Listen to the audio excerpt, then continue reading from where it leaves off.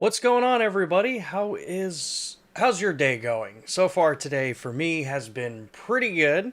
Really excited to actually get into this kind of conversation. Looking at the entire line of the Lumix cameras that we have out. So, as the title says, it's the 2022 lineup, and that really just means what cameras are currently available in the existing lineup. So, we're going to be talking about everything from the LX cameras all the way up to the S1H and the box cameras, and just basically use this as an opportunity to kind of help everyone understand where they sit in the lineup, what some of their strengths are, and why we are still pushing really hard with Micro Four Thirds, full frame, and then also with some of our point and shoot cameras. And yeah, just use this as an opportunity to actually have a conversation with all of you and be able to offer the chance for you to get questions asked and answered here. So, to start off, I dropped a small little poll in the chat just to kind of feel out, how many of you watching are G series users, S series users, or even into the point and shoot, and just for fun, just to see what the mix is here. I'm always curious to see what our general user base is, kind of leaning towards in what your cameras are. I know a lot of people use multiple cameras in the lineup, myself included. I use everything from our point and shoots, S series, full frame, Micro Four Thirds, especially with the GH6 now, and even actually some of our camcorders, which aren't on the list, but we do make camcorders still. So, yeah, if you want to drop an answer in that poll, awesome.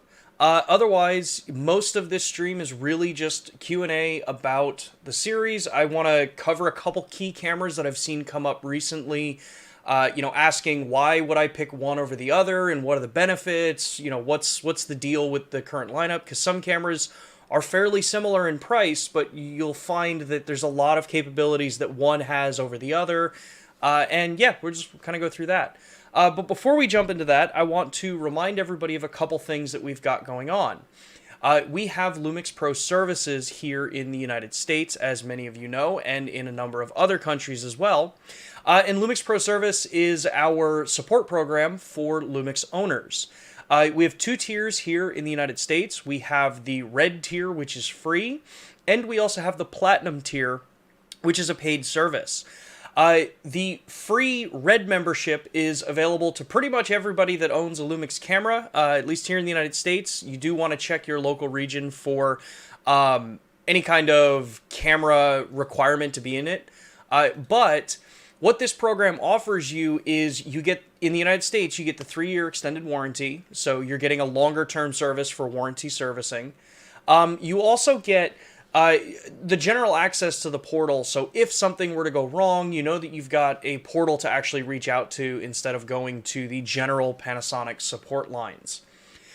With this, you're also going to get into there where you can be notified of things like LUMIX Live and other promotions that may be running, sales that we've got going on, events that are going to be happening. So if we're running a local event in your region, getting yourself registered in Lumix Pro Service, at least in the red tier, will get you into that so you'll know when we're going to be coming to your local region here in the US. But for users that want to actually have maybe a little bit higher level of protection in the background, we've got the Lumix Pro Services Platinum tier. Now, the Platinum tier, it is a paid service. This has a little bit more requirements to actually get into the program. Right now, we're running where it's one Lumix camera S body will get you into the program, or 2 G Series Pro cameras and 3 lenses, so that you can get yourself up into this program. That system also gets you the 3-year extended warranty here in the US, but you get a lot of other really kind of useful benefits if you're someone who's actively out there using your equipment or someone that just wants a better peace of mind about the support. You get access to a member hotline in case you have questions and you want to speak to a person during business hours instead of going through chat or email. You also get 2-day business time for service turnarounds, as well as free next-day shipping both ways. So it expedites how long, or it expedites how short of a time you're going to be without your camera if something happens and you need to send it in for service. There are also loaners available depending on availability, the tier that you're in, and how long it may take for repairs. So that changes a little bit between the two tiers. With Platinum, you also get 20% off out of warranty repair. So if you happen to drop or break something that wouldn't be covered under manufacturer's warranty, you get a discount on that repair. You can also get your camera sent in on Platinum for sensor cleanings, EVF cleanings, calibrations, all that good stuff if you're leading into a season and want to make sure your equipment's in tip-top shape. And then really kind of the coolest part about it is that you also get a nice, really cool welcome gift, which is a Peak Design strap that's kind of customized for the LUMIX Pro Services Platinum users. So if you really like having the Peak Design clip system there, or you want something better than the basic strap that comes with the camera, there's a pretty solid additional gift that you get with it. So if you're curious, take a look at them. We have links down in the description. I will drop them in the chat as well for those that don't want to go down to the description. So the first link is the LUMIX Pro Service here in the US. And then here is a link to LUMIX Pro Services in the other regions, so other countries that have it available. You can take a look at that site, see what's offered in your particular country. More countries are always being added. It takes a little bit of time with the service side of this, especially given the global slowdown in shipping and all that kind of stuff with COVID that we've been dealing with. So if your country's not listed on there, reach out to your local Panasonic region, let them know that you would like to see it in that area, and yeah, we'd go from there. What else? If you don't already, I would love it if you were to go over and give us a follow over on Instagram. It's one of the other platforms that I work on and try to interact with as many people as we can over there. We're posting a ton of really cool content created by filmmakers and photographers, so created by you, if you want to have them shared on the platform. So if you go over, take a look there. We've got the hashtag that we use for monitoring this stuff, so if you want to get your content shown on our page, make sure to tag us, and yeah, join the conversation over on Instagram. I think that's the two primary things I wanted to talk about today. Well, for the starting there. Yeah, cool. So let's actually jump right into this and go over, see what kind of questions we've got here. So we've been looking here. One of the questions was about the S5 and firmware updates. Are they going to see any? Particularly asking about autofocus. We know everyone's going to ask about autofocus.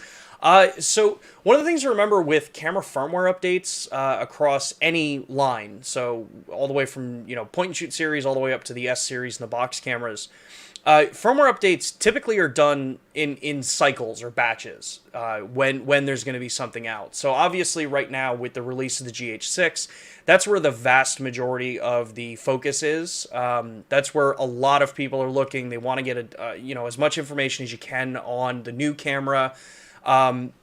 And these things always kind of go in waves. So last year was huge for S series. Lots of firmware updates, lots of conversations about it, newer cameras. The BS1H came out last year.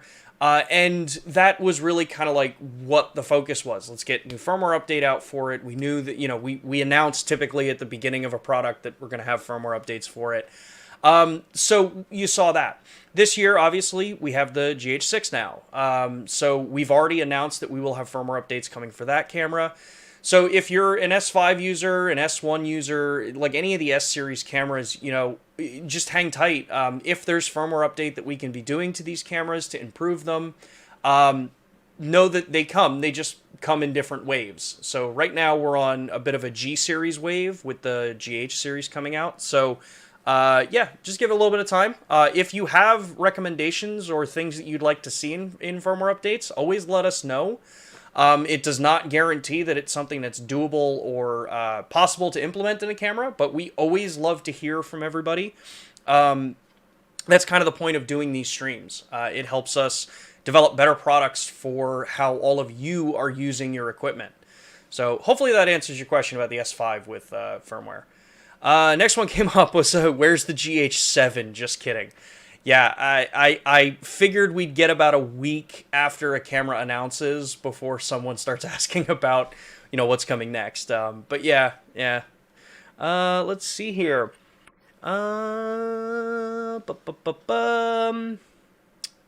There There they are. That is the thing that I forgot to mention. If you have a question for me, tag at Lumix Cameras before your question. It helps me actually see the questions quickly, so I don't have to kind of read through every little thing that's on here. I try to read through as much as I can, but I can't always get to it. So let's see here. Let's see here. There's an issue that many people complain about.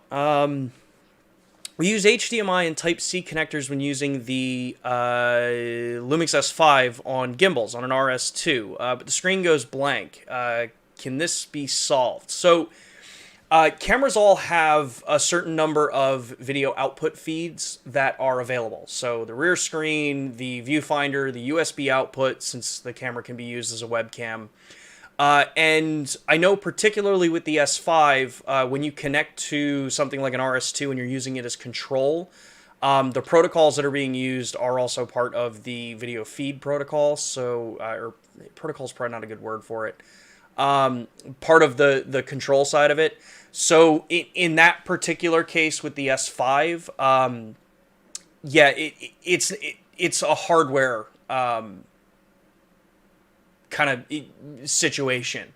When you look at newer cameras like the GH5 Mark II, the GH6, the S1H, depending on what hardware we worked with on the camera when we built it and the design goals for it, those have the ability to output the rear screen while you also have the USB connected. So a little bit of a difference between the cameras.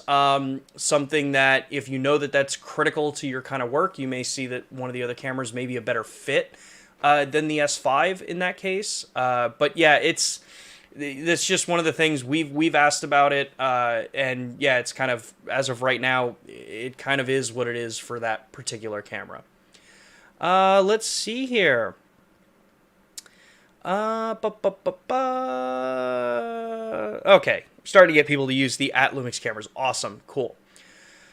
Let's see here. Dennis says, ordered GH6 last week, still no delivery information, and worried it will not receive before March cutoff date for the free express card. So, your order's in. The submission dates, that when you go, if you're in the U.S., and this will depend on the country that you're in, if the country's participating in the CF Express card giveaway, the camera has to be ordered before the 31st. So you should have no problem still submitting because your receipt's going to show the order date, and then we'll get it in there. Similar to like when we did the 45mm promotion with the S5 pre-orders, you shouldn't really have an issue claiming it. But the good news is here in the United States, the cameras actually should start shipping out on the 15th-ish if you've got your pre-order in. Obviously, that is fully dependent on the dealer having enough inventory and everyone actually getting enough to fulfill pre-orders. But yeah, the cameras are going to start shipping earlier than I think we had originally anticipated. So yeah, our logistics team and our engineering team and factories have done an amazing job getting the equipment produced and manufactured to get out to the different regions. I know some of our European viewers have already gotten their hands on the cameras. Obviously, we ship from overseas, and it just depends on how long it takes to get in and through ports and all that kind of fun stuff. So, yeah, Dennis, Kane, I wouldn't worry too much. Contact your dealer where you purchased it from. And just double check with them, and then you can take a look at the lumixgh6.com here in the United States, which is a shortcut to get to the promotion page for getting your CF Express card. Let's see here. William Turner, as mentioned prior to Lumix Live, still pending my Lumix Pro Red registration. Definitely don't apologize for bringing stuff up, William. I'll poke the team again to see what's up. It could just be inundated with LPS registrations, but I will definitely check with them. So we will follow up on that later. Let's see here. Nick, speaking of it, how much room to improve does the GH6 have? Previous cameras have gotten better since algorithm based. Can we expect improvements? So that's one of the things about the DFD system and our AF algorithms and the way it works with our cameras. It can always be improved with refined algorithms.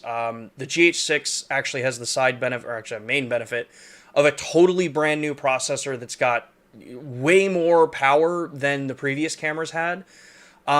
So even as of today, the performance, depending on the type of shooting that you're doing, I'm not going to blanket statement anything when it comes to AF. But for stuff like what I'm doing right now, I mean, I use a BS1H for these streams with autofocus, and it works perfectly fine. So in that case, it's definitely solidly performing. With the GH6, there's always, the ability, if we can refine the algorithms and improve the system. We always push to do that no matter what with the cameras. So, there's tons of headroom left in the GH6 and what its capabilities are, not just for autofocus. We've already announced things like Cine 4K, ProRes, Full HD ProRes coming, USB SSD recording is going to be coming, 4K 120 over HDMI, as well as raw data in 4K 120 over HDMI is going to be coming. And then there's a lot more that we've got planned for this camera. We just can't talk about it yet. So lots of headroom in the GH6 and on this new platform. So let's see here. This is a good one. When will the GH2 get a new firmware update? Need open gate. GH2 is a bit long in the tooth. I don't think you're going to see an update for GH2. It's a bit old at this point. Alan says, is there anything that the GH5 has that GH6 doesn't yet regarding live streaming? We've asked. I know Matt Frazier and I have both asked about this. The live streaming functionality, is it something that we can do on the GH6? One of the things to remember particularly with the GH6, it is a totally new Venus engine. It is a totally new sensor. So some of the things that a lot of us work with and truthfully, even in my own case, kind of take for granted feature-wise, some of those things may just take longer to implement with the new sensor and processor. But at the same time, I also don't know if there's anything hardware related when it comes to, say, like live streaming. Is there a hardware difference that means, why it's not included in there?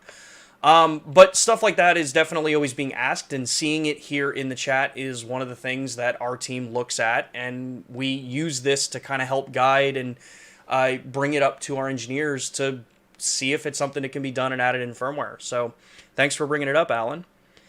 Another Alan, interested to know if there are any new Micro Four Thirds lenses coming out this year. Even if I did know, I wouldn't be able to tell you. That's kind of basically the normal answer I have to give on that stuff. But yeah, it's still early in the year in general when it comes to cameras and what we've got. Obviously, the focus right now is on the GH6. So hang tight if you want to be first to know about anything that we ever have coming out in the future. Make sure to either get subscribed here, which I would love because that helps me. But yeah, get yourself registered on LPS Red. Get your application in because that's some of the ways that you'll learn the fastest what's coming out. Even on the Instagram channel too. So let's see here.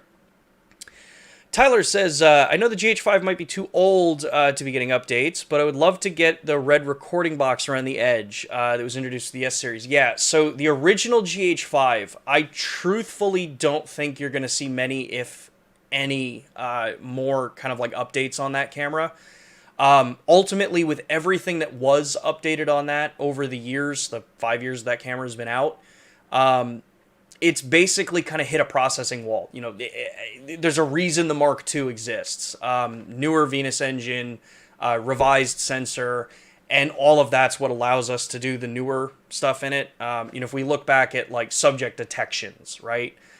Human body detection, animal detection, stuff like that, that just wasn't possible on the original GH5. When the G9 and the GH5S came out, they used the newer processor, and the GH5 is an even newer revision of that generation processor. So I wish we could continue updating cameras like the GH5, but at some point it does just hit a resource wall where there's just not much that you can do. And from what I understand, the red frame record might be one of those things that sounds easy to implement, but the implications across the rest of the system with resources on how the system works, it just might not be possible. So, sorry. Sean O'Reilly, can you bring a focus limiter feature on the GH6 to the S series? I have asked this question numerous times. I love having the focus limiter feature on the GH6. That is one of the things that I definitely will push hard on behalf of everyone that's watching. And whether you're not watching or not, we're going to push for it. So I have no idea if it's something that can be done, but I'll ask. Yeah. Let's see here. Whoop. Thank you, YouTube, for jumping the questions again. Let's see here. That's a comment. JC, could the BGH1 get SSD recording or internal ProRes based on its current hardware? It's truthfully not a question I can answer. For the most part. The SSD recording, I don't think will ever come to the non-GH6 cameras. The GH6 particularly, the USB-C port on this is a USB-C 3.2 Gen 1, so it's a 10 gigabit port. I'm fairly certain the other cameras don't use that connection and that particular spec for USB-C. So I don't think that that's something that hardware-wise could be brought back to the other cameras, let alone whether or not the processor can support it. Because you got to remember, the vast majority of the things that the GH6 is capable to do are down to the new processor.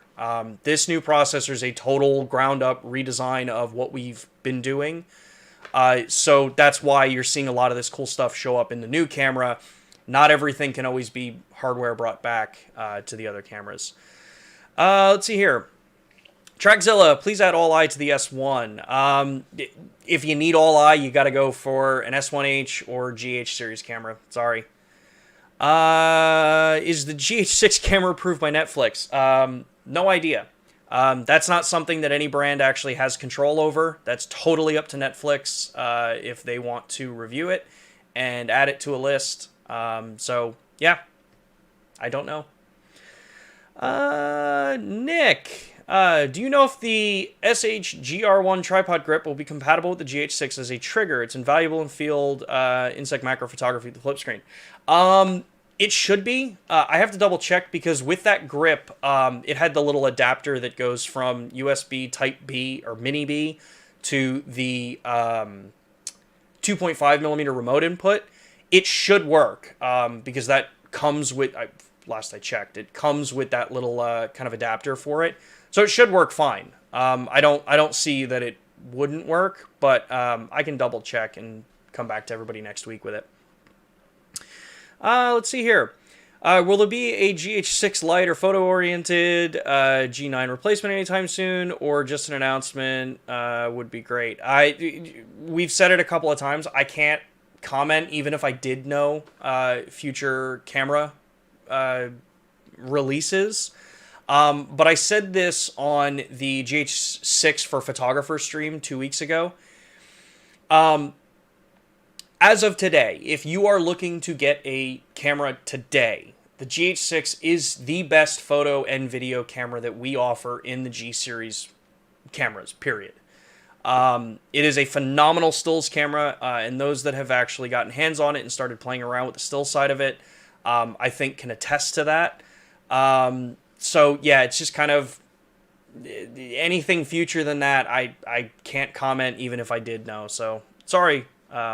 Yeah. Let's see here.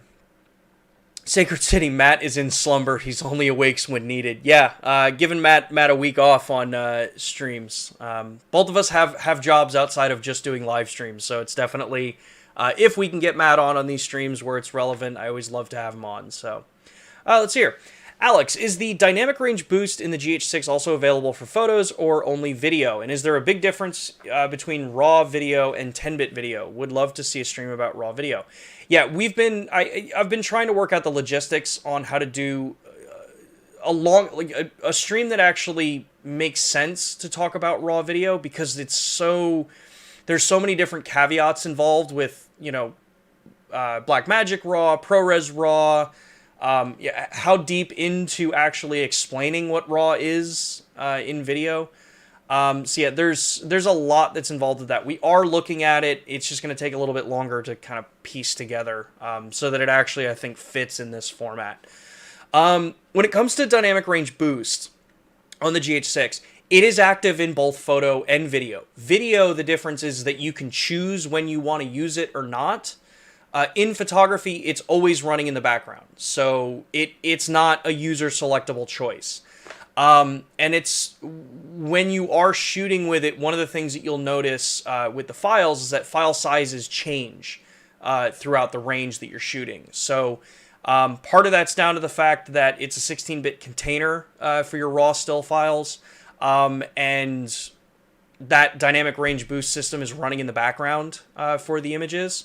So it's an intelligent system. It'll use it when it needs to. It won't use it when it doesn't need to. But yeah, it's running automatically in photography and user selectable in video. So let's see here. Martin,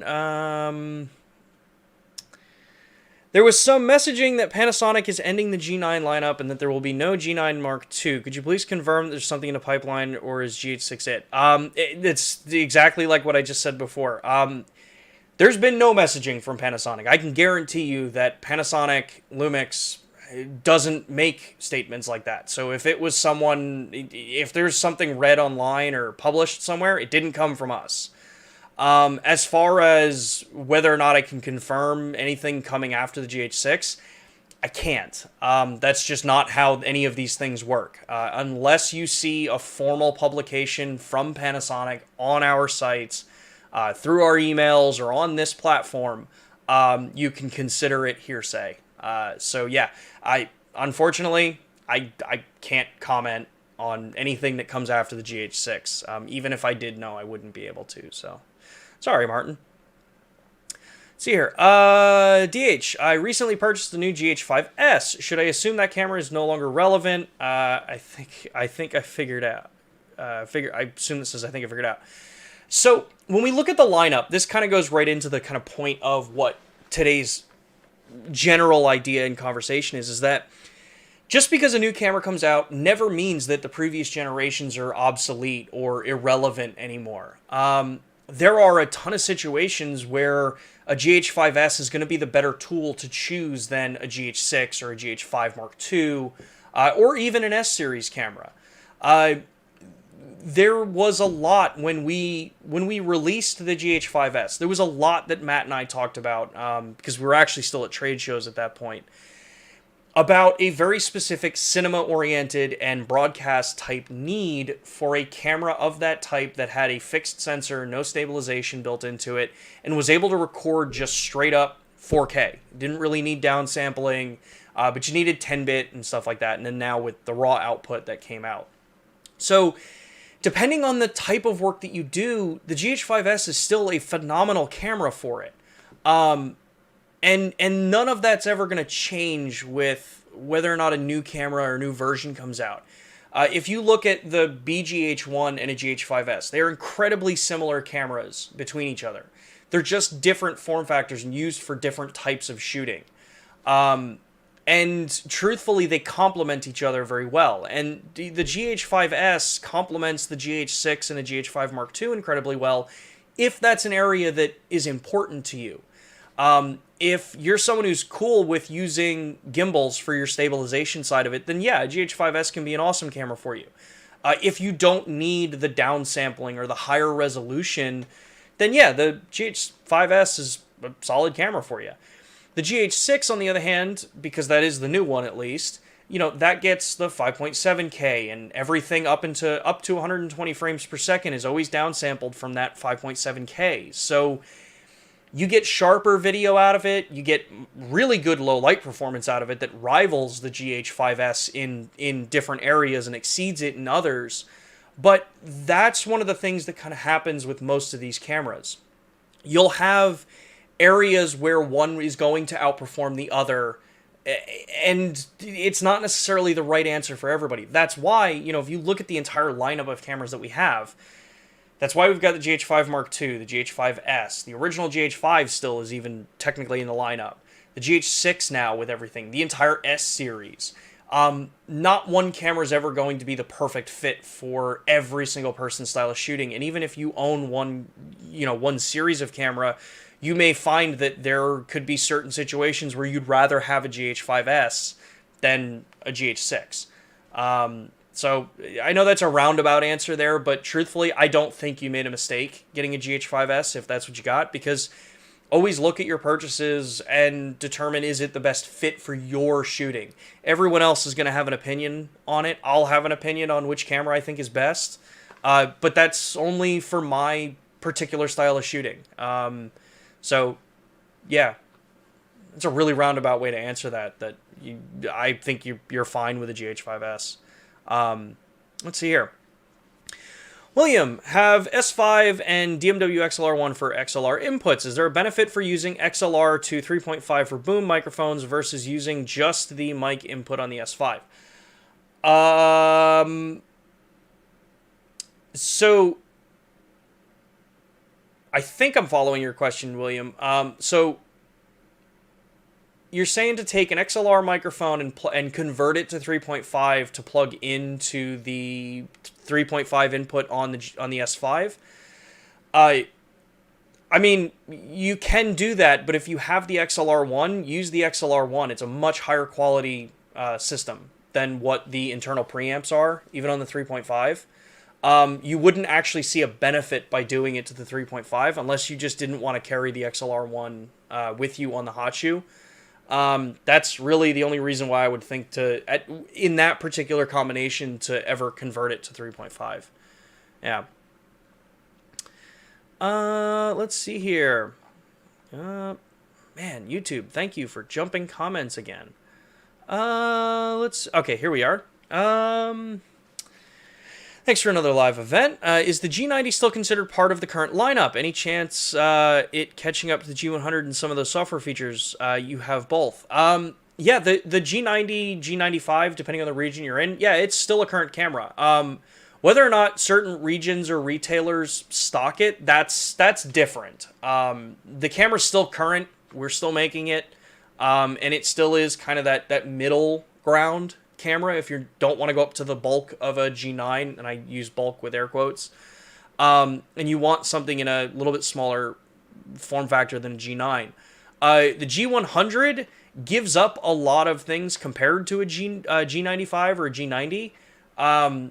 So as far as like firmware updates and stuff like that go, I honestly don't know what the firmware plan is in those cameras. Like we said, right now the big focus is GH6, and that's usually what most effort goes towards, with, making sure that what our plans are for it in firmware are executed properly, and when you release it, you don't have to release a retraction for a firmware update. So honestly, I can't tell whether or not there will be more firmware updates for a G90 series camera. But yeah, that's kind of just how it is right now. So before I continue more of these questions, one of the things that I see a lot of people asking questions about online is, with the GH6 coming out and coming in at about a $21.99 price point for the body here in the United States, so US dollars, and then looking at the S5, which is also very similarly priced and has some promotions that run on it, why would you pick one or the other? Why wouldn't you just jump up to full frame if you can get the same camera, the same pricing between the two systems? And this is that point that I was saying about earlier, is you have to look at what your goals are with the camera. So if you're someone who requires shallow depth of field, or ultra shallow depth of field, we'll put it that way, then full frame may be an option for you. But you have to know that on the S5, you are going to be having more limitations in that camera from a video perspective than on something like a GH6. Smaller sensor reads out faster, so you have less rolling shutter on the GH6. You have access to ProRes internally. You don't need an Atomos Ninja or an external recorder like a Video Assist or something like that to get access to ProRes. You have unlimited recording in all frame rates and all options in the GH6. The GH5 or the S5 has some limitations depending on the bit rate and bit depth that you're choosing. So when you look between those two particular cameras, because that's what the vast majority of comments I've seen online are, it really comes down to what is your goal. They're both going to excel incredibly well image quality wise. But if you're someone who needs to shoot in near pitch black and you have no access to lights, yeah, the S5 may be the better choice for you because inherently with a larger sensor, it can get better low light performance. The new sensor in the GH6 though, and the new processing has closed the gap. It's not, I want to make sure I explain this carefully. They don't match low light performance, but the gap is getting smaller and smaller. It's probably the easiest way to explain it. So the GH6 can be a phenomenal tool for someone to film with. The higher ISO performance, I think, is some of the best that's available in Micro Four Thirds. But you have to look and see what makes the most sense for your shooting. If I were to go out and pick one camera over the other, truthfully, as of today, it's actually going to be the GH6 for me. I love my full frame cameras. Those that have followed, I love being able to shoot full frame and get that razor thin depth of field. I mean, I broadcast on a BS1H for this. But the fact is that in the vast majority of work that you do, either for professional or paid gigs, you may find that you rarely are actually using ultra thin depth of field for client work. And if you start looking at that, does it make more sense to go to a camera that's more technically suited to what you're trying to shoot? Because it gets out of your way a little bit better. I know for me, I'm never really going to be shooting ProRes because it's just not what I need in a camera. But having the ability to have it in the camera and not have to attach an external recorder becomes a really nice solid advantage. It's one kit, one small little package. I can throw my flashes on it. It's a phenomenal stills camera, and those that watch the photo side, I love this camera for stills. And when I want to go full frame, that's when I start looking at things like the S1R because I want to go up, really high in resolution, or I want to use my converted S1R to shoot infrared and that kind of stuff. So look at the systems that are there and kind of see which one makes sense. The same goes for if you're someone looking at the point-and-shoot line of cameras. If you've got an S-Series or a G-Series camera and you want something that you can just be throwing in a pocket because you don't want to take the big camera out, that's why we still do things like the LX100. This thing is still awesome. It's still, vast majority of the time, it still sits in the saddlebag on my bike because, yeah, I'm going to be carrying around my S-Series because I like carrying around those cameras, but if I'm going to dinner, if I'm going, out with friends or something like that, I'm probably not going to bring the big camera. I'll bring the smaller one. Even though the phones have gotten so good, they still don't hold a candle to a larger sensor and better actual raw processing. So yeah, it's kind of how I would say you can kind of look at the series that's out there. Let's see here. Questions. Have you sold a lot of GH6s? Yes, we've sold a ton of them so far. So, it's awesome. And again, that goes to that point of our engineering team and our logistics teams doing an amazing job at securing components and basically being ready for a launch of a camera. I think people are going to be happy, when these actually start shipping, like here in the US. To be able to get it. It's a good time right now. For the cameras, it's a good time. Let's see here. Jonathan asked, does the S1H have 4K OpenGate 10-bit 422 or higher without using RAW? So it doesn't have 4K OpenGate. It has 6K, which is 420 10-bit, and that's using the 3:2 aspect ratio. So for those that don't know, OpenGate in the Lumix cameras, our nomenclature in the Lumix cameras call it anamorphic, but that may be a little confusing. OpenGate just means that you're using the entire sensor region to record video. So the footage that you get is either in the S1H's case 3:2, or in the GH6's case in a 4:3 aspect ratio. So it's either 6K in 3:2 on the S1H, or 5.8K in 4x3 on the GH6.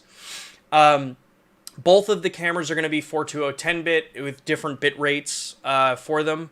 And the big benefit there, for those that don't know, is if you shoot an open gate and you want to be able to output a vertical crop, a horizontal crop, and say like a 4x5 or a 5x4 crop for social media, you shoot it once.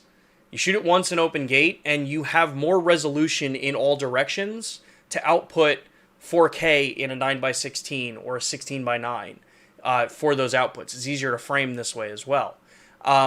If you're going to be outputting in 4x5 for Instagram because you want to use the full available canvas, then you can do that in post. It does mean that in post you're going to do maybe a little bit more work, but your shooting side becomes much quicker and more efficient because you shoot once and all your content's going to look the same across the board. You don't have to do multiple takes because you shot it in 9x16 or 16x9, and then you want to have a vertical version, so you set the camera vertical and you shoot 9x16. You shoot it once in 5.8K on a GH6 or even on a GH5 Mark II, and it's what's called anamorphic modes. And then you're able to have all that flexibility in post. This is going to become something that's way more valuable as we keep moving through this year and, and beyond, because whether we like it or not, content's consumed on devices like this. So the need to be able to fulfill a client's request and do it efficiently so you're not spending a ton of extra money, like on site, that can be a big benefit and give you a leg up over the competition in the area.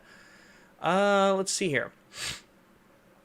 JC, is it possible to get 2K recording from the RAW on any of your Lumix cameras? Why is it locked into 4K? So one of the things with RAW recording, so RAW video recording over HDMI, there's a couple ways that it's being done. In some cases, manufacturers are line skipping or binning to create a full sensor width in 4K at the different resolutions. That's not how we do it. RAW should be pixel to pixel, not interpolating the information, not deconstructing, reconstructing, and then outputting a RAW signal. You want to be as close to what the actual pixels are for it. So with our cameras, the reason why it'll either say 4K, which will actually be DCI, so 17:9, or it'll be like 5.7K on the on some of the cameras. It's because that's the full sensor actual resolution. When you start going into crops, that's where in the more cinema side of it, it's windowed. You're actually kind of only recording the resolution that you're actually trying to work with, because it's more raw than not raw, if that makes sense. You want to work with as little of a processed image as you can if you're working in a raw workflow. So when it comes to things like 2K, depending on the sensor resolution on this logic, that's a really tight window being used of the sensor, because you're looking at just the resolution that 2K would be, or what 4K is, or 5.7K is.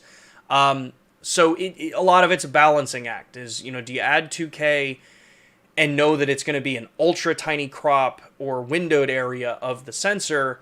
And is that going to be beneficial for some people because field of views are going to change when you start working with that? So it kind of just looks into those different little areas. So let's see here. Will there be a firmware update of sorts? Not sure what that's about. Not sure if possible. Would love to see 4-channel audio firmware on an S5. Yeah, so the S5 doesn't have the 4-channel hardware, so that's a GH6 capability, especially with the new sensor and the new hardware that's in that. So let's see here.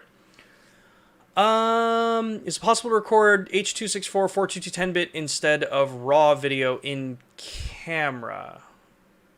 444. Sorry, I read that. That's all going to be down to whether or not 444 is something that can be done on the processors. Truthfully, I don't think so. Internally, but I don't know. I'd have to ask and see what's going on. Let's see here. All right, GH6 delivery started much faster than expected. Yep, Yep, we've actually got a lot of this stuff kind of down to a science, getting things out for at a launch. Let's see here. Okay, another question about future cameras. You guys know my answer on that one. Just a reminder, if you've just joined us, if you have a question, tag at Lumix Cameras so I can see it. We get a wall of text, and I want to make sure that I get to as many of these questions as I can. Sweet. Seeing that a lot of people are starting to get their cameras. Thank you, YouTube, again for jumping. Here we go. What's the best current friendly... so this one comes... this question is from Shots by Scott D. What's the best current budget-friendly upgrade from a G85 user? Hybrid shooter, in your opinion, in terms of updatability. This does get into kind of a point, I'd say, where you want to start looking at that point for your next camera. Do you want to start having a ton more flexibility on the video side or in the photo side? Do you want to make the jump to full frame cameras, like with the L mount? Or do you want to stay in the Micro Four Thirds system? When it comes to an 85, I'd probably look at something like maybe the G9 if you want a little bit heftier of a body. The G9, if you ask the vast majority of people that own G9s, they love the grip design and the ergonomics of that camera. And I do agree. I like the ergonomics of the G9. I think the GH6 outdoes it, though, because it took all the things I like about the G9 and then fixed the things I didn't like. So that camera is going to be solid. The benefit there is that usually you can get a G9 for a relatively solid price because it's a little bit older, which means it gets a little more promotional. And yeah, it kind of just really gets you solid platform. If you want to be on the bleeding edge of what's available in the systems, then it's the GH6. You know that with that camera, you're going to get the longest run of firmware updates because it's the newest. A really close second is going to be the GH5 Mark II. But that's going to come down to a handling. Do you like the GH5 Mark II feel? Do you like the G9 feel better? Spec-wise, both of them are very similar. The GH5 Mark II, I think, has maybe a little bit better of an image out of it than the G9 does because of the way, with the new sensor, the new coating on the sensor, the new processor, the new revised processor. So yeah, a GH5 Mark II could be a solid update if you want to get to the current generation, or a GH6 if you just want to be on the bleeding edge and have the latest and greatest kind of thing.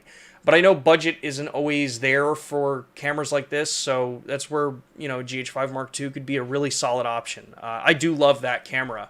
I just like the ergonomics of the GH6 a little bit better. So, let's see here. Can we get linear focus with OM system lenses on the GH6? I don't know. I would tend to think that something like that might not happen because that has to be something that's done. Like OM would have to agree to that kind of stuff, and you have to have both companies kind of agree. And we're two different companies, so I don't think so.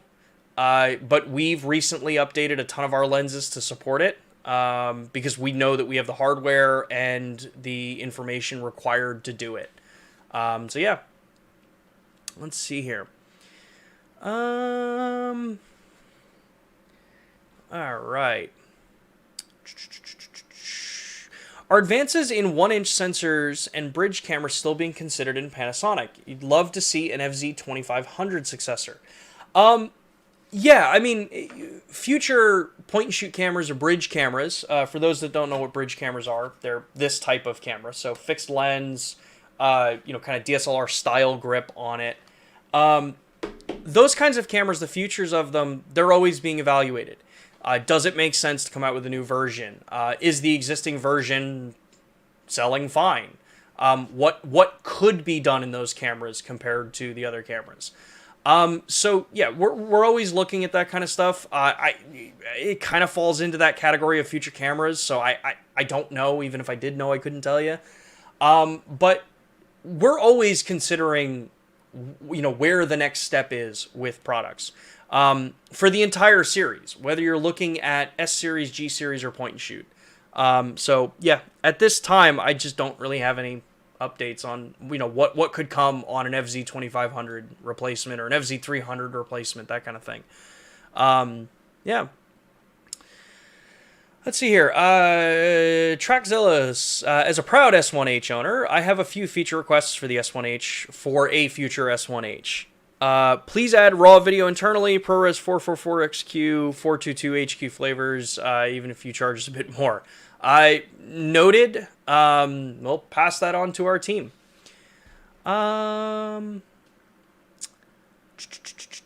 Derek, ever consider a week showcasing manual focus and autofocus for the GH5, S, and 6 series? I've thought about doing like a whole thing on it. Typically, I touch on it in a lot of the different streams. So, like, if you look at the one I did 2 weeks ago, the GH6 from a photographer's perspective, I talk about the AF system in that. It is bookmarked in that video or chaptered in that video, so you can jump right to it and not have to watch an entire hour of me answering questions and going on. So, yeah, it is out there. And I do have some videos where we do talk about it. It's usually just not enough to fill an entire stream, so it's a little challenging to pick if you want to do an entire stream just on that one topic. Let's see here. Okay. William was actually thinking of an XLR to 3.5mm mic jack to use Rode Wireless Go 2 on the XLR 1 in case the preamp is much better. Oh, okay. I'm following you now. So if you go 3.5 to XLR 1, or 2 XLR? I mean, yeah, you should get a benefit there because you're going to be able to use the processing that the XLR1 adapter is going to get you. So that definitely, I mean, it can be a better workflow. I think, truthfully, it might just be an extra step that's not really going to result in a huge gain, in the real world. A lot of times, we look at some of these different ways to connect things in, and it's like kind of overly clever how to put something together, and then you realize that the noticeable difference really isn't there between just plugging into the 3.5 and using the Go Wireless 2. But yeah, I mean, the biggest thing you can always do is just try it. If you notice a difference, cool. If not, didn't really hurt. So let's see here. So through the cameras, when we look at, so now that we're back into, kind of what we're talking about, when you look at the entire ecosystem of what's available in Lumix cameras, you kind of look and say, obviously we have point and shoot, we have G series, we have S series, and each of them are really kind of targeted and designed for different kinds of aspects of shooting.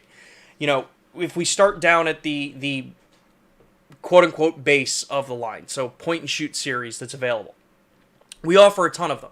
FZ series, we offer ZS series, which are long telephoto zoom cameras for travel. I don't have one here to show on camera, unfortunately.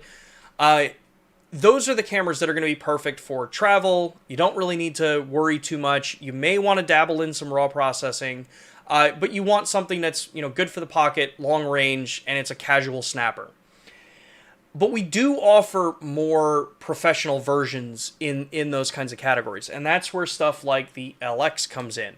So if you've never used a camera like an LX series, or you're looking for something that gets you the full capability to do things like RAW shooting, to do higher quality video, if you like a little bit more of a retro design to it, so direct access to things like shutter speed, aperture, ISO, stuff like that, that's what a camera like this is designed for.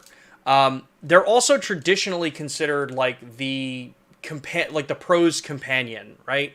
Years ago, about a decade ago at this point, when I was in photo retail, we did have, there were a number of these large censored point and shoot cameras that would always be the I'm going to throw this in my bag for some quick shooting when I don't want to carry or pull out my larger, heavier equipment. And the LX series is 100% carrying that kind of logic on. Are they a little more stripped down than the higher end Pro cameras? Yeah, because they're smaller. They can't always have every little thing built into them. And that's really what this platform is awesome for. So people that are looking for a good, solid companion camera, I would highly recommend taking a look at something like the LX100 Mark II. But then you start to go into the bridge cameras. A lot of users start to look at wanting to go down into ultra-long telephoto shooting. You want to be able to just have one system with you. You want to have much better quality than what a mobile device provides. And, you know, kind of where do you look in that category? And that's really where bridge cameras sit. You start looking at cameras that have ultra-long telephoto reach. They have really decent wide angle, depending on the one you look at. So cameras like the FZ2500, which we mentioned a couple of times. That one's a 24mm wide angle. You have the FZ300, which is a more kind of ruggedized version of these cameras. It's a weather-resistant version of the bridge-style cameras. They get you ultra-long reach. They're typically going to be using smaller sensors. So you go to like a 1/2 or 1/17 up to a 1-inch sensor, depending on the version. And they get you that kind of, like their name implies, a bridge between an SLR style, so the gripping, and a point-and-shoot ease of use. So electronically controlled zoom rings. They usually have EVFs built into them.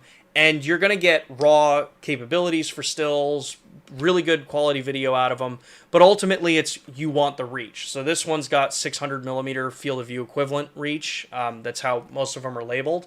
So this says 25 to 600. And that's where you get these guys. A lot of ours will also have flip screens on them too, so fully articulating. And yeah, they become a really solid travel companion camera. I need a drink of water. And then as you start to kind of like go further than that, that's where you start looking at, all right, do you want interchangeable lenses? I like making this comparison in particular because it's what I did before I got any of my larger cameras. Say you're someone who wants a smaller compact travel camera, or a relatively capable, you know, normal interchangeable lens camera, or travel camera, but you don't want to have to be stuck with the optic that the lens or that the camera is designed with. So we look at LX100 in this case. LX100, it's about a 24 to 75mm-ish lens on there. It's a 1.7 aperture lens on this, so you've got, you know, 1.7 at the wide, 2.8 at that 75mm. It's a great little camera, but there's a lot of times where I want either something faster or I want to go more telephoto, and I want to have the full kind of interchangeable experience with it. That's where this guy comes in. Probably one of my favorite flat type or rangefinder styled micro four thirds cameras that we have. This is the GX9. You see I don't have a lens on it right now.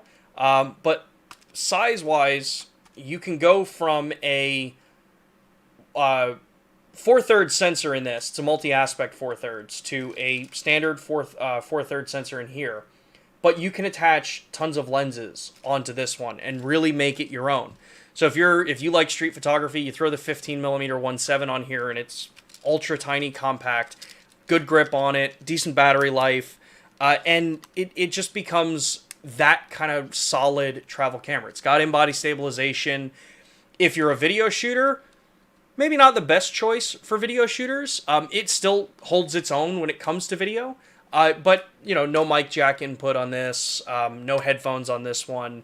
But it really does just kind of work the way a lot of people would want a travel or a more companion-style camera. Other cool little trick on it, this is the camera that we have now that has a tilting EVF. So if you're someone who shoots, you know, you want to kind of shoot a little more down like it, you've got that in a GX9.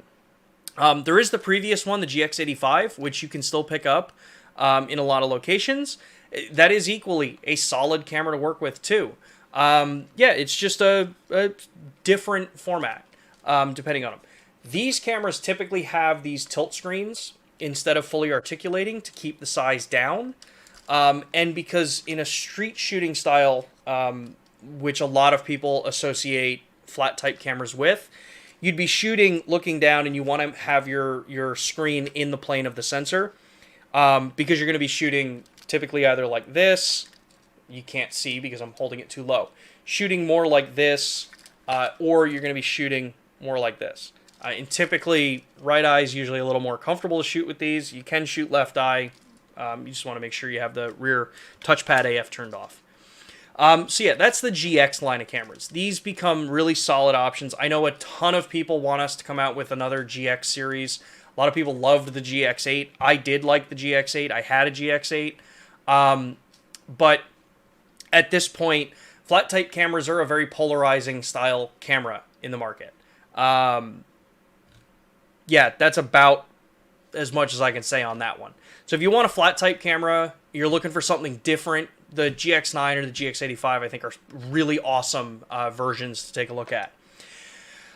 These cameras also have counterparts. They also have and we talked about it before, they have the G85 and the G95 or the G90 or the G80, depending on the country that you're in. Those are basically internally, they're the same camera as the GX9 and GX85, just different form factor.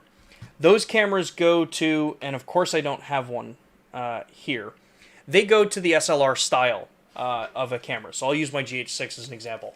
They go to the more traditional pentaprism concept, the top plate design that has usually your mode dial selections, your burst shooting selections, usually a video record button of some sort, and you get more of that, traditional SLR style of a camera. Image quality wise, they're gonna be really similar, if not the same, between say a GX9 and a G95 or a GX85 and a G85. That really does just come down to, do you like an SLR style or do you like a flat type style camera? Small other little changes would be that typically the DSLR styled cameras, or what we now are just considering the more standard design of a camera, typically they have bigger viewfinders, higher resolution, usually bigger glass, so optics blocks in them, so they can be a little bit easier to see. And the flexibility can just be a little more apparent in that style of camera. If you're someone who loves shooting long telephoto or wildlife type shooting, that's why cameras like the G9 or even honestly the GH6 I think can hold its own there. That's why those cameras are really kind of more fit like that. Shooting long telephoto lenses, you have a much more positive grip on the camera. That's the area where you can get vertical grips for these typically as well. So if you're someone who shoots portrait a lot, you can hold the camera portrait, have all your access to controls.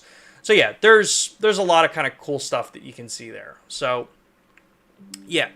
Outside of that, that's when you start looking into, what specializations do you want to go into? Are you someone who's more of a wildlife or sports photographer and you're looking at the LUMIX lineup? Well, that's the G9. Hands down in our system right now, that's the G9. That camera, it's faster burst rate, 20 megapixel sensor. It's got a beautiful high resolution, big field of view viewfinder on it. For those that like it, it has the top plate LCD. So if you're looking for, easy access to view your settings without having to, go through the menu or look at the panel on the back, you've got access to it there. Yeah, there's a bunch of options in that particular camera. But if you're someone who's, kind of a more modernized content creator, or you like being able to produce content casually for all these different platforms, YouTube, Facebook, Instagram, TikTok, you name it, that's where the GH series really kind of, I think, finds its stride these days. Those cameras have always been set up as hybrid users. We were one of the first companies to really start talking about this hybrid use case, having to blend photography and videography together, because that's what the market is doing these days. the GH line is going to get you basically the best that you can get if you are having to or want to produce photography output and video output. There was a comment over on one of the Reddit forums, that was asking, is the GH6, maybe too much camera for someone to start in or to get into? And when you start looking at the overall series, it really does come down to how much do you want to grow in what you're trying to photograph or film, or in what your goal is with this medium. If you're someone who loves to always be cutting edge, then no, the GH6 can be a great camera for someone to start in. It may have a little bit steeper of a learning curve to get yourself caught up to it, but cameras as an investment, I always say, are a bad idea. Don't invest in cameras. Buy the camera that does the right thing for you. And the fact is that a GH6 is a camera that you'd be able to pick up, start shooting with, and know that for a number of years, you're going to have a tool that is going to be able to provide an output that is going to fit everything that's available now and everything that's available in the near upcoming future. That's not to say that, a new camera won't necessarily, help you get better things or better output in the future. Of course they will. Newer cameras have newer processing techniques in them. They have newer hardware that increases image quality. And the GH6 is kind of that category of it. But when we look at the GH line, it gets a little more, maybe kind of confusing to someone looking in. You've got GH5, GH5 Mark II, GH5S, and then now GH6. How do you pick between all of them? At the beginning, I forget who asked the question about it, about picking up a GH5S. And that kind of goes exactly to the point of, look at what your goals are for your type of shooting. If you want to be, more of a production style of filmmaker or photographer, really just kind of more on the filmmaking side, a GH5S could be a solid camera. There's no in-body stabilization, so for locked-off shots, we're going to have a camera mounted somewhere to like a car.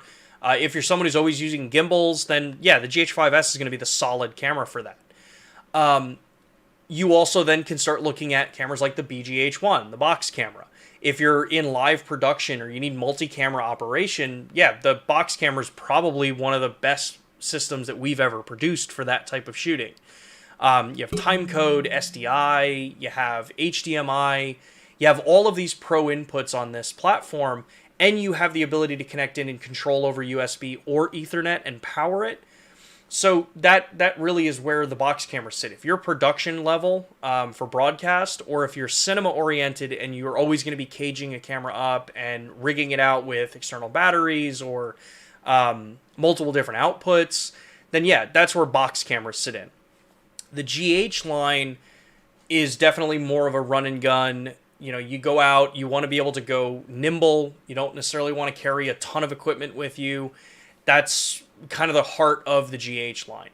The GH5 Mark II, I'd say, is a bit of a kind of hiccup in that trend because that camera bridges with the live streaming functionality and the USB to Ethernet functionality that the firmware update brought to that.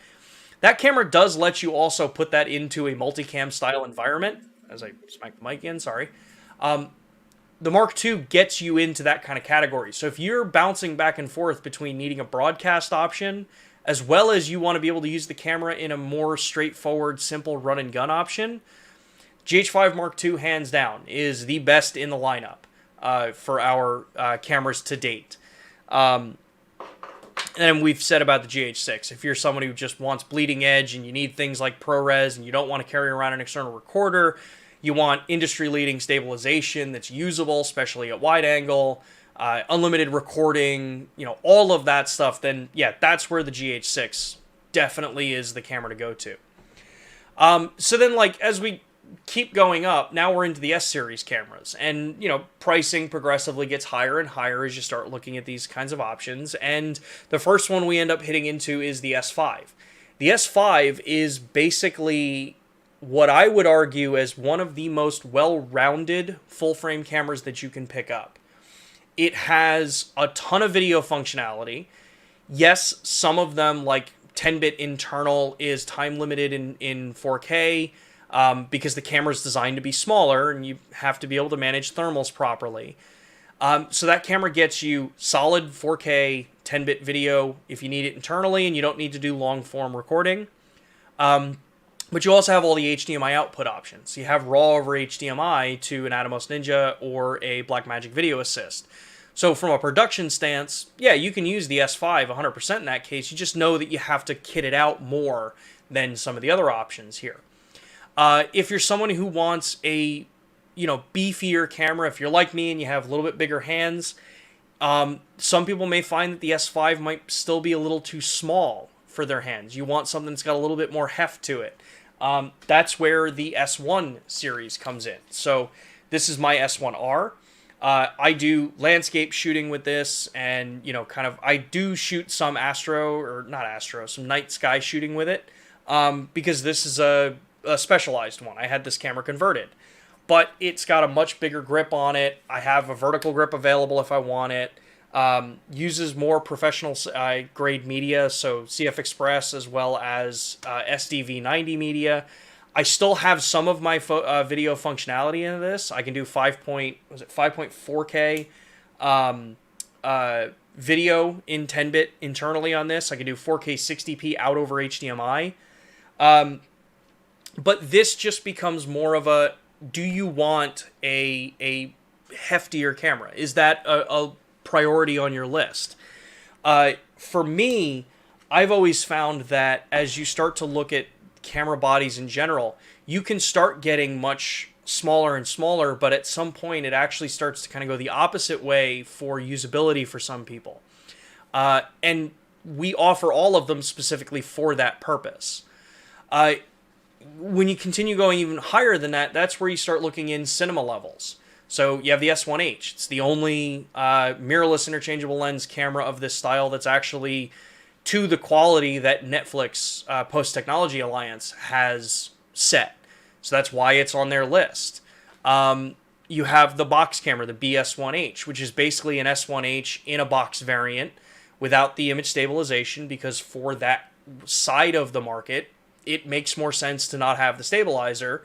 You get unlimited recording in all these options on the S1H as well as the box cameras. They're actively cooled, so you're probably going to be sitting in more of a kind of confined, workable environment.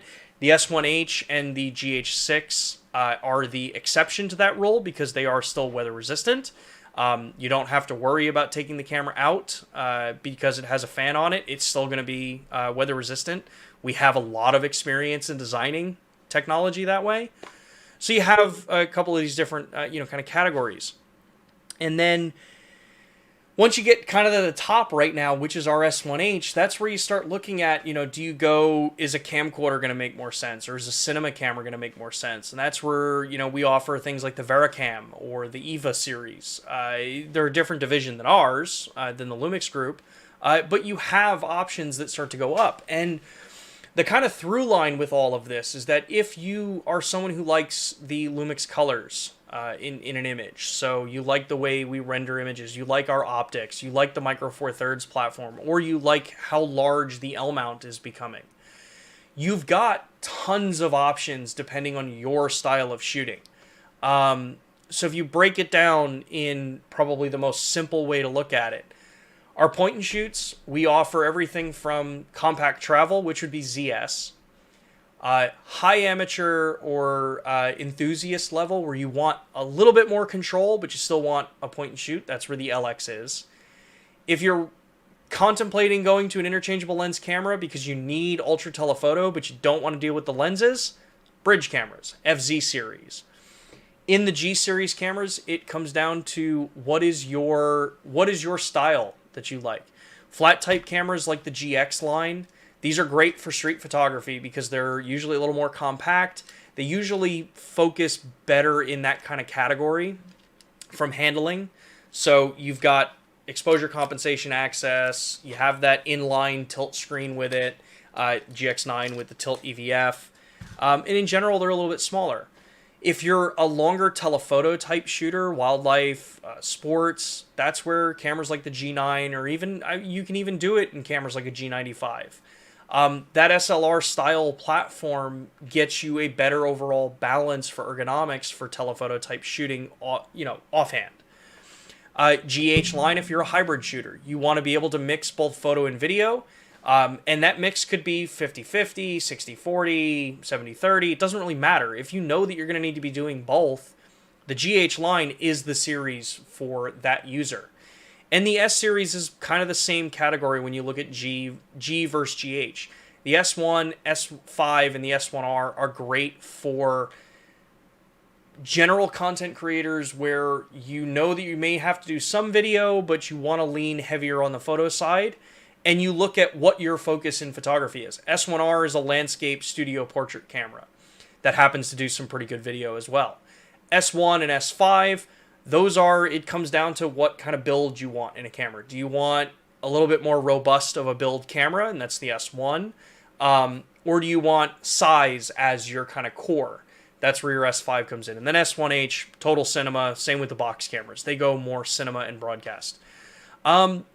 So hopefully that kind of answers or guides maybe a little bit about the current lineup of, where things sit and why you'd look at one over another.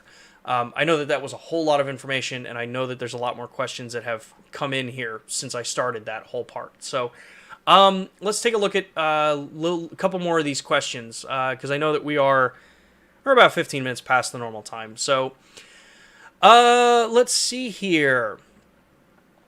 Martin, DH, I interpret Sean's answer as confirmation that there are no plans for a GH6 or GH5S Mark II as of today. I was tempted to train my GH5.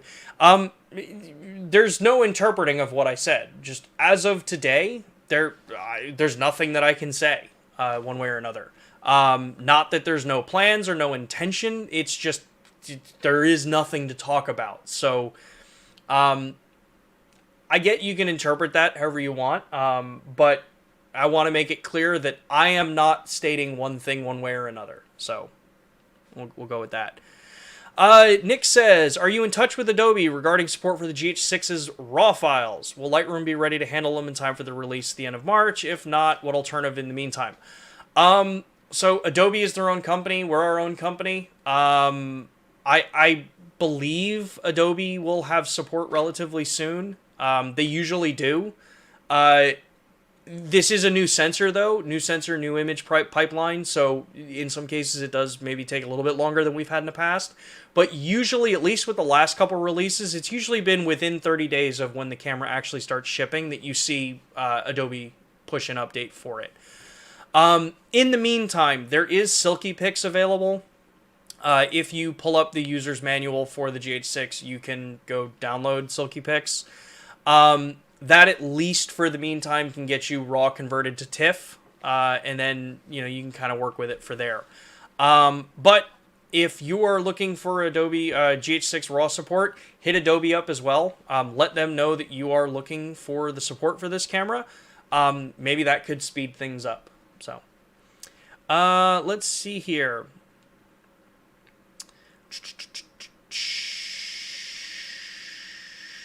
Where were we? There we go. Sacred City says, real talk, you're going to need at least 2 cameras. One your main, one your backup, and if possible, 3 cameras for pro work. There's definitely logic to that. If you start getting into the pro workflow, you start to look at, do you need a backup for your camera in case something happens? If you're a casual shooter, it makes it a little bit easier for us. It's easy. It's easy for casual shooters to just be like, yeah, maybe I'll get a second camera because it fits a certain need for me. If you're not, then there you go. Let's see here. Can you make more detailed adjustments to the picture profiles in the GH6? Yes, you can. If you take a look at I think I talked about it in the photography session on the GH6 2 weeks ago. I think I talked about it. But yeah, the GH6 does change around how the photo styles are set up. You have 10 options that you can customize. And within each of those settings now, you also have the control to apply white balance and ISO to the profile. So they're independent between the profiles. And then I think highlight and shadow is now moved into the individual profiles. So you have more control over each individual on the GH6. So yeah, lot more flexibility. Let's see here. Someone was talking about internal NDs. Okay, internal variable NDs for the next BGH cameras. So the one thing I'm going to say, and we said this in a couple of different streams too, internal NDs are definitely something that we're always looking at, trying to find ways to do it while managing and producing a camera that's actually a decent size. Existing platforms that have built-in ND filters, if you look at them, they are gigantic cameras. Gigantic. They're much larger because you have to have space in that camera for the internal neutral density filter system to move out of the way. Otherwise, if an ND solution is always in place, you are losing light through that glass. Even if it's clear, you are losing light that comes through. We are always pushing to see what's possible. Can the next BGH cameras have ND filters? You know, what size would be acceptable to go to with it? Is having one that's permanently fixed in place an okay solution? Know that we are listening to those comments, and that's the kind of stuff that helps us develop the next generation cameras. Let's see here. If you crop a 16:9 on the GH6, what's the resolution? Do you mean vertical crop on 16:9? Well, you would just take what the width is, the height of the sensor, so it's 3840 by 2160. Your vertical is only going to be 2160, and if you do 2160 in a 9:16 ratio, that'll tell you what your horizontal resolution will be. So you'll know why you have a little bit of a difference there. G Creations, just curious to know why 6K photo was removed from the GH6. Truthfully, I think 6K photo was removed from the GH6 because, one, you've got higher resolution now, so you got 5.7K. And that's about as much as I've got on it. I've asked our engineers, is there a reason why 6K photo isn't included on the camera? But the way the GH6 works, it's a lot easier now to just be shooting video and pull the frame out because you can do 5.8K full 4:3 ratio. Yeah, but we'll ask, obviously, if it's something that's there. Now that the GH6 is out, will the GH5 Mark II continue firmware updates? Yeah, it should. If there's a reason for a firmware update and it's possible and we get enough requests for certain stuff, we'll always take a look to see if it can be done. Let's see here. I'm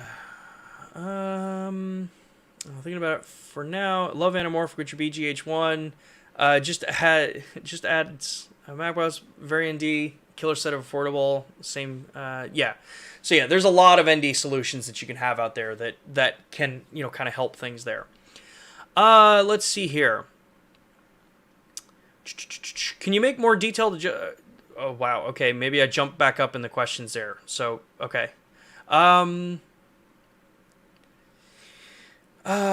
Gaming, I think I got that right. Been looking at GH6 reviews, impressive camera, hope to buy one. Any tips for people who might want to use it for photography as opposed to video? Yes, if you take a look at my stream 2 weeks ago, the GH6 from a photographer's perspective, we talked specifically about the camera for photographers. A lot of cool info over there, so if you go take a look at that video, you can look in the playlist that's listed down in the video description, and you can go take a look at GH6 from a photographer's perspective. A little bit of a spoiler, it's an awesome photographer's tool. I love it. Let's see here. Jake says, can you invite a colorist to one of these streams that works with Lumix camera footage? That would be madly interesting. We have had colorists on in the past, maybe not to the same level that maybe you're asking for. But yeah, Matt and I can look into that and see if we can get something. Again, I have to see how I can make it work for an hour stream. Maybe that stream will get broken up into like kind of 2 parts. Part 1 will be with a colorist. Part 2 maybe with an editor. So yeah, we can definitely always look at that. NNN, I think, says, does taking high-res photos 100 megapixels with GH6 disable the image stabilization? Not when you turn on handheld high-resolution mode. It is an option in the menu. Again, if you look at the GH6 for photographers stream from 2 weeks ago, there's 2 modes for high-resolution shot on the GH6. One is tripod, which is handheld disabled, and the other is handheld high-res. Both modes produce 100 megapixel high-resolution shot, and handheld lets you do it handheld with the stabilizer. Let's see here. Linear focus on the Mark 1 35 to 100 would be awesome. I agree, but it doesn't have the hardware to support it. The Mark 1 12 to 35 and 35 to 100 don't support the needed hardware to have linear manual focus. Sorry. Jake asks, are there any advantages going with native Panasonic lenses over Sigma now that Sigma has added focus ring control via an update? There are advantages between either. You start looking at the L mount system, you have value in both sides. With the LUMIX lenses, they have all of our information. We develop them, so they're going to work best with our particular camera because we know the entire pipeline of how the lens is made, what its capabilities are, and what its rendering is going to be. The Sigma lenses, and the nice thing with the L mount alliance is that the mount is shared between the 4 manufacturers now: Lights, Leica, Sigma, and Panasonic. So inherently the lenses are supposed to work between each other, and you're not going to have any issues there.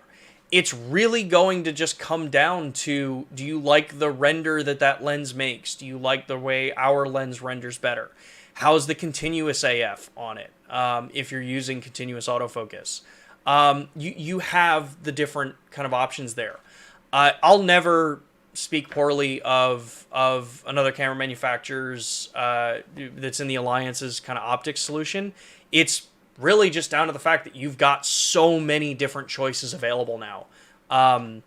The benefit of going with us is just, again, things like dual IS2, so 70 to 200 on our system. One, it's the only 70 to 200 2.8 that's native to the L mount.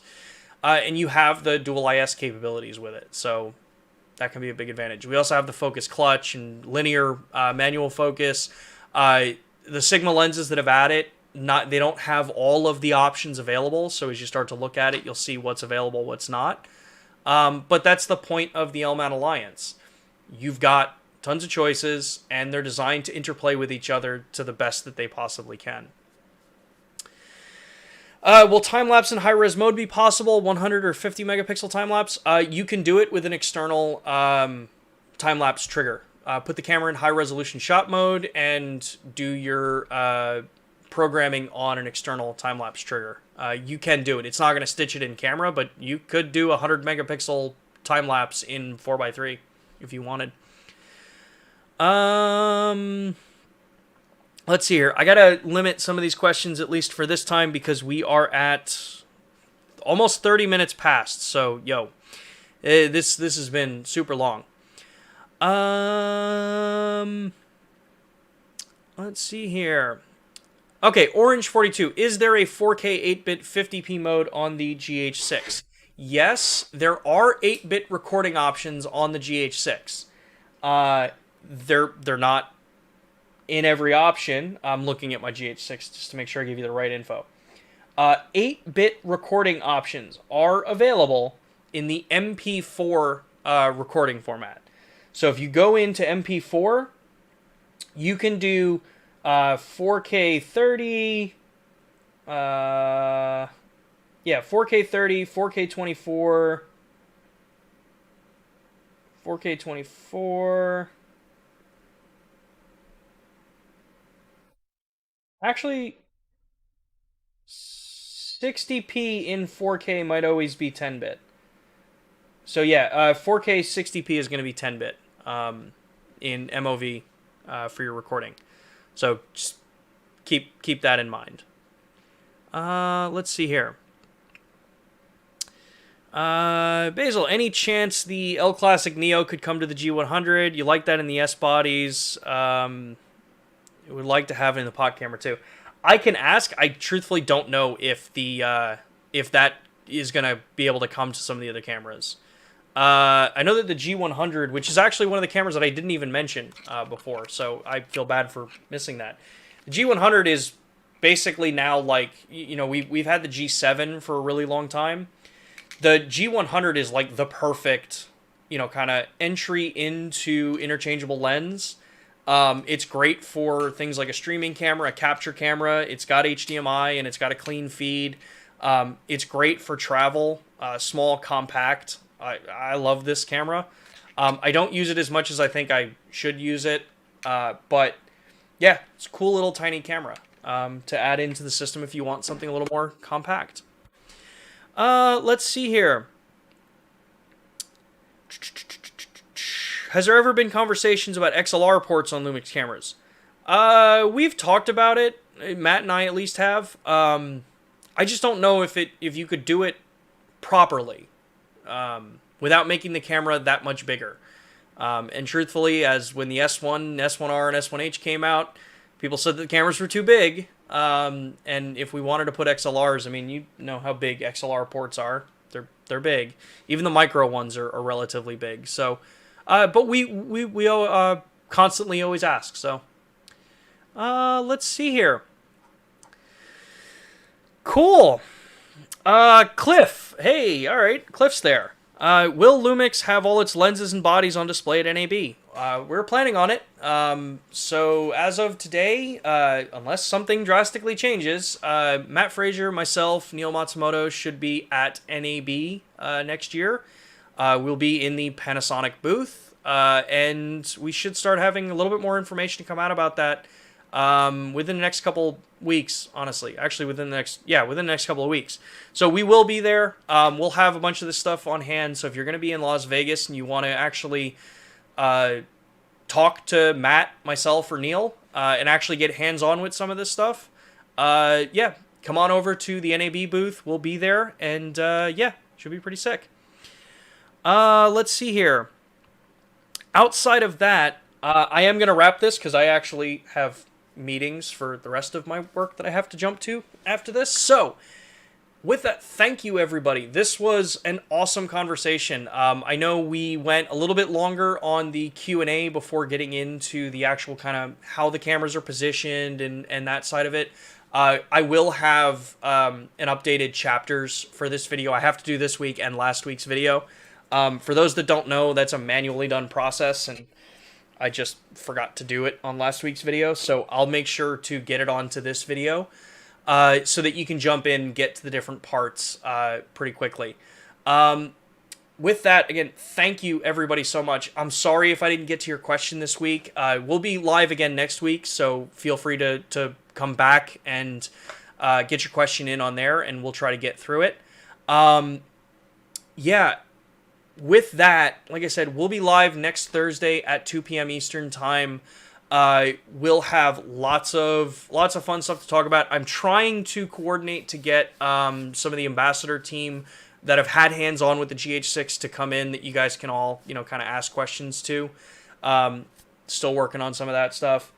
Outside of that, quick reminder about Lumix Pro Service. Make sure to go take a look at Lumix Pro Service in your region. Red and Platinum are available here in the United States. If you own a Lumix camera, get yourself on Lumix Red at least. It's free. You don't have to pay anything for it. You get the access to when we've got new stuff coming out. You'll get notifications when we're going to be at shows or when we're going to be in your region to get hands-on with the cameras. If you don't already, I would love it if you would go over and give us a follow and interact with us over on Instagram. It's obviously one of the other fun ways that we're all interacting. We try to continue the conversation over there as well. And then, what else? I know I'm missing something. I think I'm missing something. Oh, yeah, the poll. I'm going to close the poll now. Thank you, everyone who voted into the poll there. That was awesome. And, yeah, outside of that, hit me up over on Facebook. I'm Sean at Lumix, so if you've got questions, feel free to reach out over there. And I'm also starting to go take a look at some of the Reddit forums, too. So if you're over on Reddit and you see Sean at Lumix, ask me questions. I'm happy to do some answers for you. If you liked what you saw on this stream and the information you got, I would love it if you gave us a like and considered subscribing to this channel. We do these things every single week. It helps me grow this channel and, yeah, just bring everybody more info in the future. So with that, thank you everybody again. I look forward to talking to you all next Thursday, 2 p.m. Eastern Time, and I hope you all have a great rest of your day and upcoming weekend. So with that, take care. Bye.